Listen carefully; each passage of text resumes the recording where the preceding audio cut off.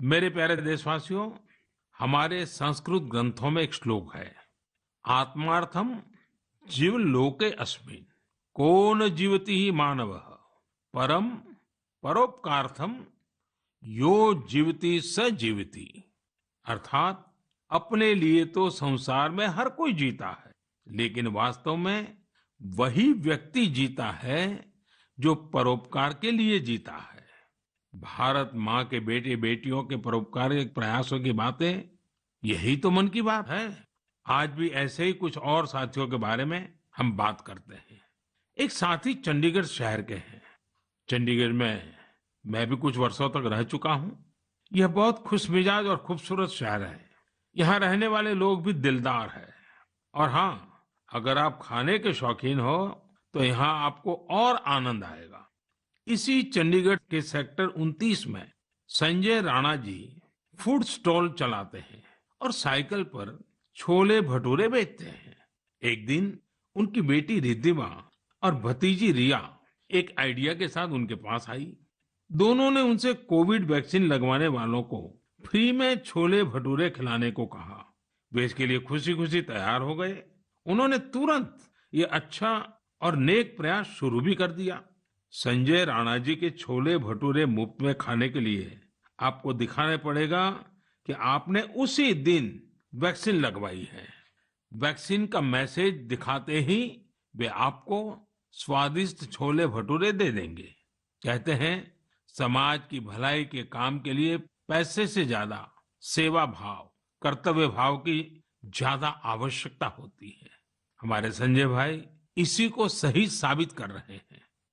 साथियों, ऐसे ही एक और काम की चर्चा आज करना चाहूंगा। ये काम हो रहा है तमिलनाडु के नीलगिरी में। वहां राधिका शास्त्री जी ने एम्बुरेक्स प्रोजेक्ट की शुरुआत की है। इस प्रोजेक्ट का मकसद है पहाड़ी इलाकों में मरीजों को इलाज के लिए आसान ट्रांसपोर्ट उपलब्ध कराना। राधिका कुन्नूर में एक कैफे चलाती है। उन्होंने अपने कैफे के साथियों से एम्बुरेक्स के लिए फंड जुटाया। नीलगिरी पहाड़ियों पर आज 6 एम्बुरेक्स सेवारत हैं और दूर दराज के हिस्सों में इमरजेंसी के समय मरीजों के काम आ रही हैं। एम्बुरेक्स में stretcher, oxygen cylinder, first aid box जैसी कई चीजों की व्यवस्था है। साथियों, संजय जी हो या राधिका जी, इनके उदाहरणों से पता चलता है कि हम अपना कार्य, अपना व्यवसाय, नौकरी करते करते भी सेवा के कार्य कर सकते हैं। साथियों, कुछ दिन पहले एक बहुत ही इंटरेस्टिंग और बहुत ही इमोशनल इवेंट हुआ, जिससे भारत जॉर्जिया मैत्री को नई मजबूती मिली।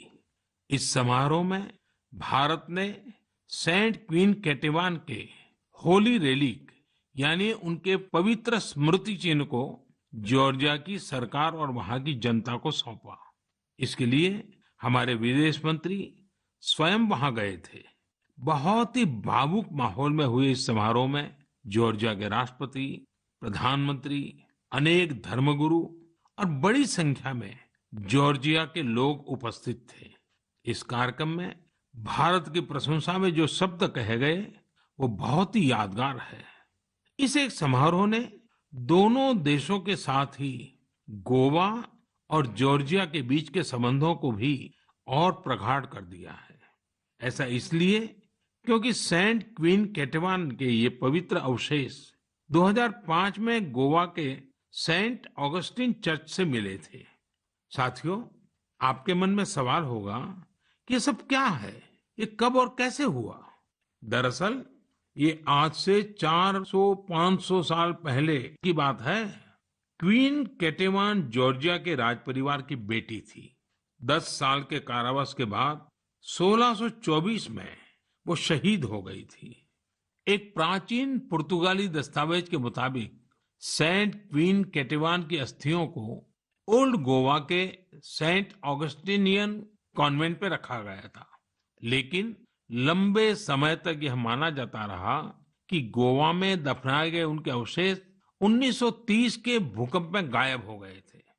भारत सरकार और जॉर्जिया के इतिहासकारों, रिसर्चर्स, आर्कियोलॉजिस्ट और जॉर्जियन चर्च के दशकों के अथक प्रयासों के बाद 2005 में उन पवित्र अवशेषों को खोजने में सफलता मिली थी। ये विषय जॉर्जिया के लोगों के लिए बहुत ही भावनात्मक है। इसलिए उनके हिस्टोरिकल, रिलीजियस और स्पिरिचुअल सेंटिमेंट्स को ध्यान में रखते हुए भारत सरकार ने इन अवशेषों का एक अंश जॉर्जिया के लोगों को भेंट में देने का निर्णय लिया। भारत और जॉर्जिया के साझे इतिहास के इस अनूठे पक्ष को संजोए रखने के लिए मैं आज गोवा के लोगों को हृदय से धन्यवाद देना चाहूंगा। गोवा कई महान आध्यात्मिक धरोहरों की भूमि रही है।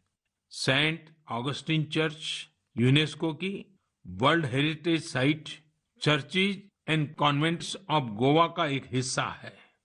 मेरे प्यारे देशवासियों, जॉर्जिया से अब मैं आपको सीधे सिंगापुर लेकर चलता हूं, जहां इस महीने की शुरुआत में एक और गौरवशाली अवसर सामने आया। सिंगापुर के प्रधानमंत्री और मेरे मित्र ली सेन लुंग ने हाल ही में रिनोवेट किए गए सिलाट रोड गुरुद्वारा का उद्घाटन किया। उन्होंने पारंपरिक सिख पगड़ी भी पहनी थी। यह गुरुद्वारा लगभग 100 साल पहले बना था और यहाँ भाई महाराज सिंह को समर्पित एक स्मारक भी है। भाई महाराज सिंह जी ने भारत की स्वतंत्रता के लिए लड़ाई लड़ी थी और ये पल आजादी के 75 साल मना रहे हैं तब और अधिक प्रेरक बन जाता है। दो देशों के बीच पीपल टू पीपल कनेक्ट, उसे मजबूती ऐसी ही बातों, ऐसे ही प्रयासों से मिलती है। इनसे यह भी पता चलता है कि सौहार्दपूर्ण माहौल में रहने और एक दूसरे की संस्कृति को समझने का कितना महत्व है। मेरे प्यारे देशवासियों, आज मन की बात में हमने अनेक विषयों की चर्चा की। एक और विषय है जो मेरे दिल के बहुत करीब है। ये विषय है जल संरक्षण का। मेरा बचपन जहां गुजरा वहां पानी की हमेशा से किल्लत रहती थी। हम लोग बारिश के लिए तरसते थे और इसलिए पानी की एक एक बूंद बचाना हमारे संस्कारों का हिस्सा रहा है। अब जनभागीदारी से जल संरक्षण, इस मंत्र ने वहां की तस्वीर बदल दी है। पानी की एक एक बूंद को बचाना, पानी की किसी भी प्रकार की बर्बादी को रोकना, ये हमारी जीवन शैली का एक सहज हिस्सा बन जाना चाहिए। हमारे परिवारों की ऐसी परंपरा बन जानी चाहिए जिससे हर एक सदस्य को गर्व हो। साथियों, प्रकृति और पर्यावरण की रक्षा भारत के सांस्कृतिक जीवन में, हमारे दैनिक जीवन में रचा बसा हुआ है। वहीं बारिश और मानसून हमेशा से हमारे विचारों, हमारी फिलॉसफी और हमारी सभ्यता को आकार देते आए हैं। ऋतु संहार और मेघदूत में महाकवि कालिदास ने वर्षा को लेकर बहुत ही सुंदर वर्णन किया है। साहित्य प्रेमियों के बीच ये कविताएं आज भी बेहद लोकप्रिय हैं। ऋग्वेद के पर्जन्य सूक्तम में भी वर्षा के सौंदर्य का खूबसूरती से वर्णन है। इसी तरह श्रीमद् भागवत में भी काव्यात्मक रूप से पृथ्वी, सूर्य और वर्षा के बीच के संबंधों को विस्तार दिया गया है। अष्टौ मासान् निपीतं यद भूम्याः च ओदमयं वसु स्वगोभिः मक्तुम आरेभे पर्जन्य काल आगते। अर्थात सूर्य ने 8 महीने तक जल के रूप में पृथ्वी की संपदा का दोहन किया था। अब मानसून के मौसम में सूर्य इस संचित संपदा को पृथ्वी को वापस लौटा रहा है। वाकई मानसून और बारिश का मौसम सिर्फ खूबसूरत और सुहाना ही नहीं होता, बल्कि यह पोषण देने वाला, जीवन देने वाला भी होता है। वर्षा का पानी जो हमें मिल रहा है वो हमारी भावी पीढ़ियों के लिए है। यह हमें कभी भूलना नहीं चाहिए। आज मेरे मन में ये विचार आया कि क्यों न इन रोचक संदर्भों के साथ ही मैं अपनी बात समाप्त करूं। आप सभी को आने वाले पर्वों की बहुत बहुत शुभकामनाएं।